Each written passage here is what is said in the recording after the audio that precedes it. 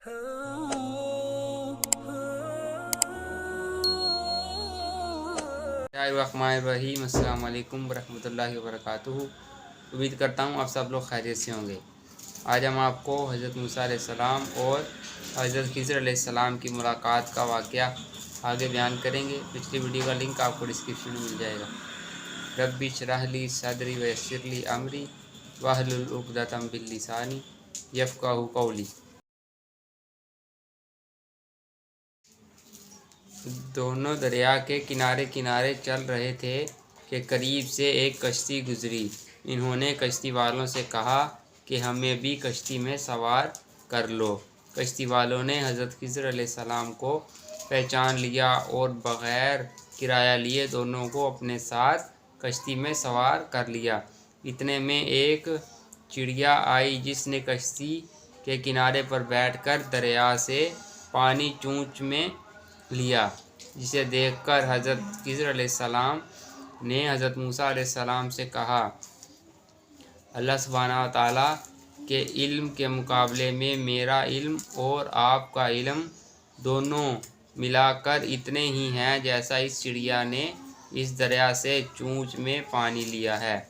अभी कश्ती में सवार हुए कुछ देर ही गुजरी थी कि हज़रत खिज़र अलैहिस्सलाम ने अपना कुल्हाड़ा लेकर कश्ती का एक तख्ता तोड़ दिया और कश्ती को ऐबदार कर दिया। हज़रत मूसा अलैहिस्सलाम कहने लगे कि इन लोगों ने तो हमें बग़ैर किराया लिए कश्ती में बिठाया और आपने इस कश्ती में शिगाफ कर दिया ताकि ये कश्ती वाले डूब जाएं। ये तो आपने बहुत ख़तरनाक काम किया। हज़रत खिज़र अलैहिस्सलाम ने जवाब दिया कि मैंने आपसे कहा था कि आप मेरे साथ सब्र ना कर सकेंगे। हज़रत मूसा अलैहिस्सलाम ने कहा कि मैं भूल गया था, आप मुझसे दरगुज़र करें और मेरे साथ सख्ती ना करें।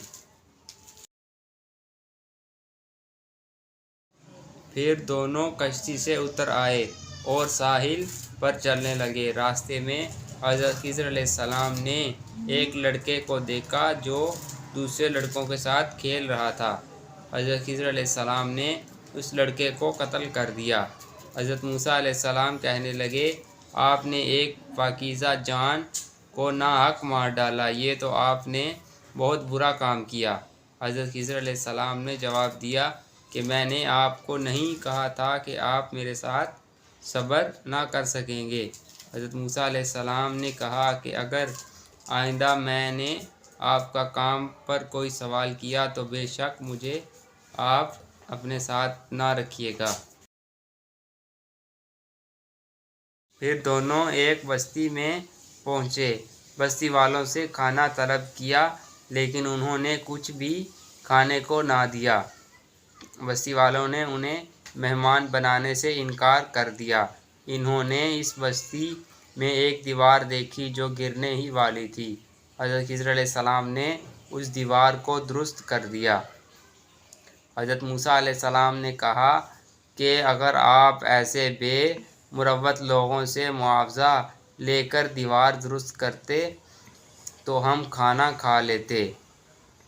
हज़रत खिज़र अलैहिस्सलाम ने कहा कि हज़रत मूसा अलैहिस्सलाम से कि अब हस्बे वादा आपको मुझसे अलग हो जाना चाहिए, क्योंकि आपका मेरे साथ चलना मुश्किल है। अब मैं जुदा होने से पहले आपको उन वाक़यात की हकीकत बता देता हूँ जिन पर आप सब्र ना कर सके। हज़रत खिज़र अलैहिस्सलाम ने फरमाया, कश्ती का तख्ता तोड़ने की वजह यह थी कि इसके मालिक चंद गरीब और मिस्कीन लोग थे जो कश्ती चलाकर मेहनत मजदूरी करके अपने घर वालों का पेट पालते थे। जिस तरफ कश्ती जा रही थी उस तरफ एक जालिम बादशाह है जो कश्तियों को ज़ब्त कर लेता है। मैंने चाहा कि कश्ती को ऐबदार कर दूं ताकि वो इस जालिम बादशाह के हाथों से महफूज रहे और कश्ती वाले फिर से कश्ती को दुरुस्त कर अपनी रोज़ी कमाते रहें।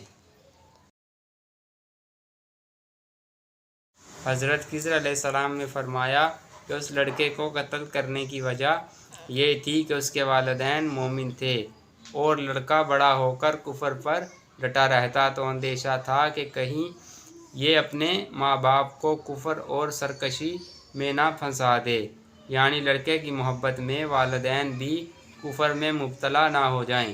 اللہ سبحانہ وتعالیٰ نے چاہا کہ انہیں اس لڑکے کے بدلے ایک نیک اور فرما بردار اولاد عطا فرمائے۔ روایات میں ہے کہ اس کے بعد اللہ سبحانہ وتعالیٰ نے انہیں ایک بیٹی عطا فرمائی جس کی شادی ایک نبی علیہ السلام سے ہوئی، اور اس لڑکی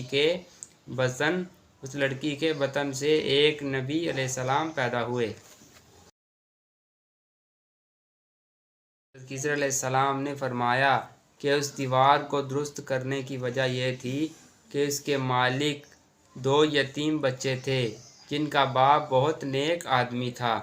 اس دیوار کے نیچے ان کا خزانہ دفن تھا۔ اللہ سبحانہ وتعالیٰ نے چاہا کہ اس دیوار کو درست کر دیا جائے تاکہ ان بچوں کے جوان ہونے تک ان کا خزانہ محفوظ رہے اور وہ جوان ہو کر دیوار کے نیچے سے اپنا خزانہ نکال لیں۔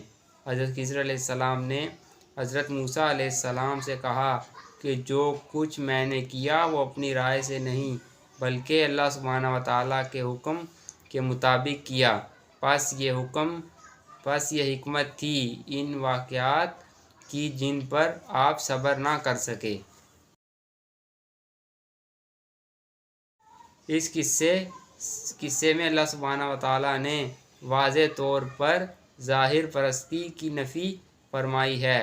اس قصے میں ہمیں سبق ملتا ہے کہ اللہ سبحانہ وتعالیٰ کا ہر حکم حکمت پر مبنی ہوتا ہے جس میں مخلوقات کے لیے خیر ہوتی ہے، چنانچہ ہمیں بظاہر ناپسندیدہ حالات واقع ہوتے ہیں پھر بھی صبر کرنا چاہیے اور اللہ سبحانہ وتعالیٰ سے خیر اور بھلائی